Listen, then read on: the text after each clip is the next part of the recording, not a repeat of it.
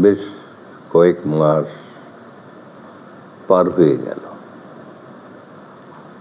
না, আমি এর ভিতরে মোটেও ফেসবুকও না, ইউটিউবও না, কোনো জায়গায় আসি, মানে ভুল করেও আসি। অথচ মাঝে আমার একটু শখ হলো যে বুড়ো বয়সে একটু এই ফেসবুকে লাইভ টাইপ কেমন করে এটা একটু বোঝা। তারপরে ফেসবুকে অনেক মানুষকে দেখি, অনেক কিছু বিষয় নিয়ে আলাপ আলোচনা করে। তো সেটাও বা ফেসবুক বা ইউটিউবে কিভাবে করা যায়। তো আমি আমাকে এখান থেকে কয়েক মাস আগে বেশ মাঝে মধ্যে আপনারা দেখতেন যে হুটহাট করে এই বুড়োটা এসে ওই ফেসবুক অথবা ইউটিউব এখানে আগুন বাগুন কিছু গপ্প টপ্প করে, কথাবার্তা বলে। এই আসলে ফেসবুক এবং ইউটিউব এখানে যেমন ভালো কিছু সম্ভব, আবার খারাপ কিছু সম্ভব, সবই সম্ভব। যেমন অনেক খবর আজকাল খুব সহজভাবে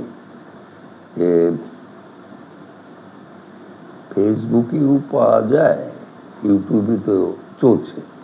পৃথিবীর বিভিন্ন কর্নার থেকে বিভিন্নভাবে বিভিন্ন রাষ্ট্রের বিভিন্ন দেশের বা বিভিন্ন দেশের সঙ্গে দেশের সংঘর্ষ, যুদ্ধ, বিগ্রহ এসব নিয়ে অনেক কিছুই নিউজ পাওয়া যায়, আবার দেখাও যায় কিছু কিছু।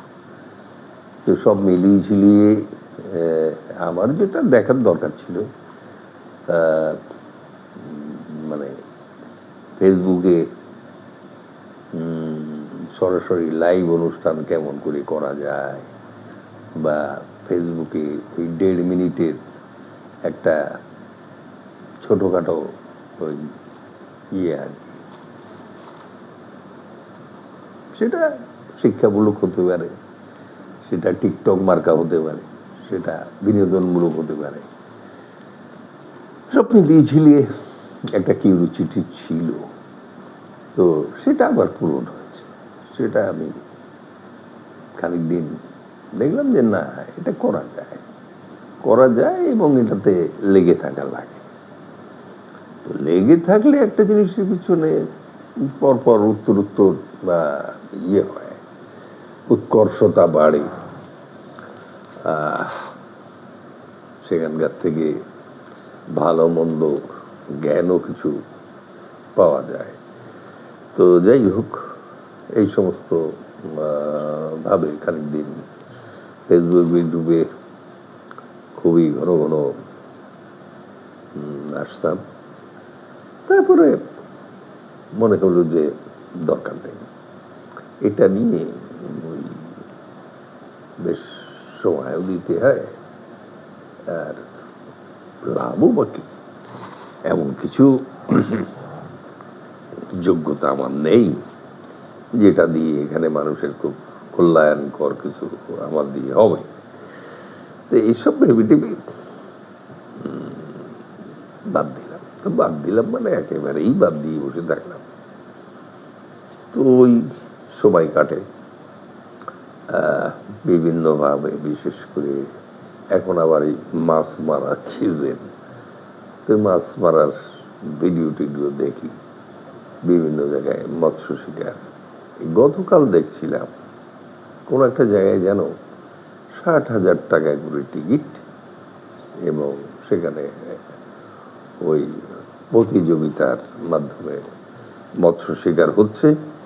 তো প্রথম পুরস্কার সর্বোচ্চ ওয়েটের মাছ যেটা ধরা হবে, তার প্রথম পুরস্কার ছিল বোধহয় কত 10 লাখ।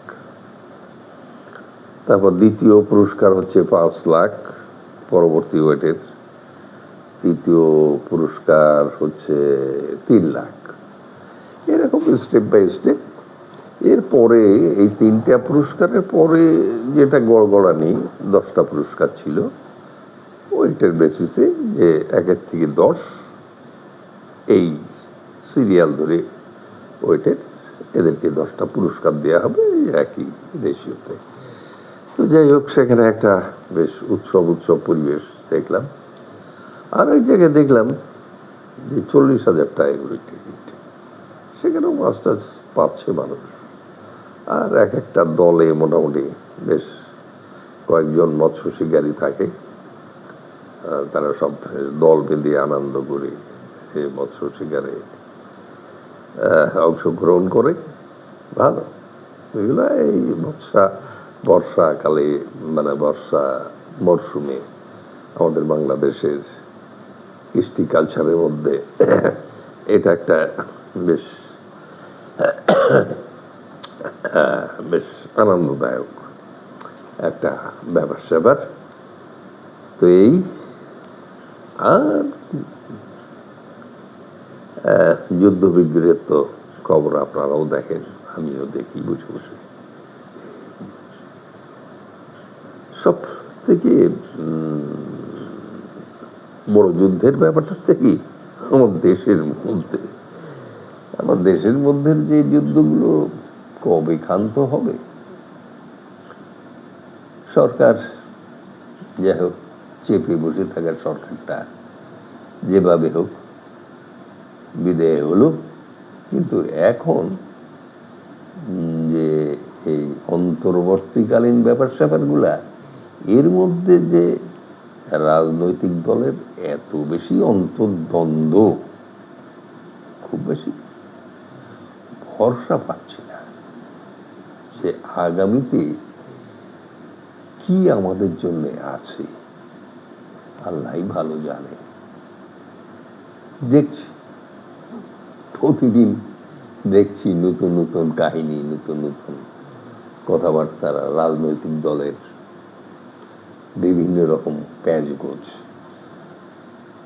তবে একটা জিনিস চিন্তা করছি যে এই বুড়ো হাবড়াগুলো, এই যারা বুড়ো হয়ে গেছে, এদের নিজেদেরই লড়ার ক্ষমতা নাই। এক একজনের এখনো নেতাগিরি করার যে একটা আকাঙ্ক্ষা, এবং চটপট করছে। ইলেকশন হলেই হয়, ইলেকশনটা হলেই হয়, বসে গেলাম। আর ইলেকশন শুরু হলে তো ওই কি বলে নমিনেশন বাণিজ্য, শুধু পাশে কামাই হবে। সব মিলিঝুলি তো দেখি আসছি, তো এটা নতুন কিছু ব্যাপার না। তবে এই পট পরিবর্তনের পরে কি পরিবর্তন আসছে যাচ্ছে, আর কি পরিবর্তন বা দেখব, এই অপেক্ষায়। যাই হোক, অনেকদিন পরে একটু আপনাদের সামনে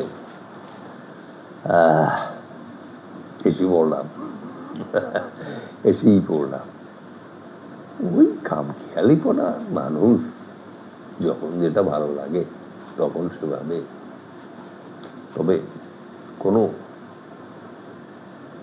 খারাপ কিছু আমার পছন্দের মধ্যে আসে না। ভালো কিছু হোক আর না হোক, ভালো গপ্প সপ্প তো করা যায়।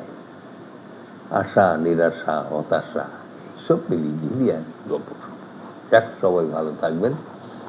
আবার যদি আল্লাহ চায় তো দেখা সাক্ষাৎ হবে, কথাবার্তা হবে। এই আল্লাহ হাফেজ।